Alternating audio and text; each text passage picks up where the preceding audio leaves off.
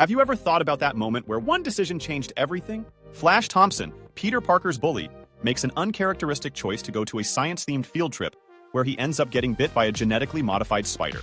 He takes the mantle of Spider-Man, and his personality is what makes the difference. See, he was always cocky and confident, which makes him a natural hero. Flash embraced this, even stopping the robber who would have been Uncle Ben's killer.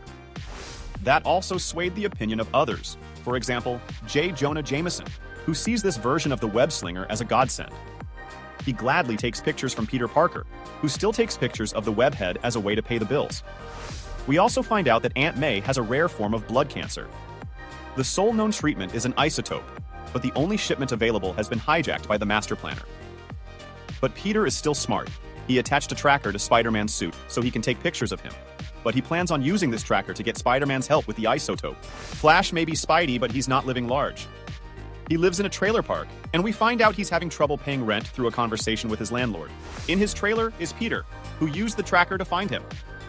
Understandably, he's pretty shocked that Flash is the man behind the mask. Flash is ever the hothead, though.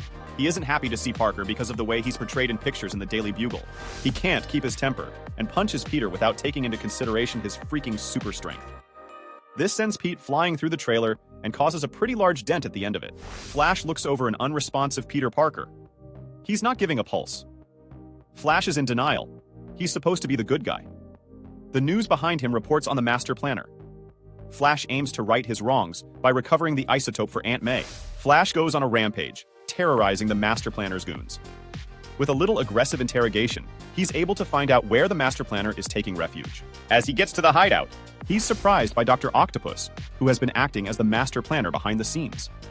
A fight ensues, and in the midst of it, Flash uses Doc Ock's tentacles to bring down a support pillar, which causes the building to collapse. In this moment, Flash has a come-to-Jesus moment. As much as he wants to be a hero, he knows he has been a bully, and even stooped down to being a killer. Flash uses this as motivation for the future. He's done thinking about who he wants to love him and who he hates. He admits he's no hero. But what he can do is use the time he has and try hard and long enough to make amends, and then maybe one day he can be worthy of being called a good guy. And that's the thing about the multiverse. One decision changes everything. In this universe, a young football player goes to a science fair, and a man who would have died lived, and a boy who would have lived ended up dying. In the end, we see Flash own up for his crime and face the consequences.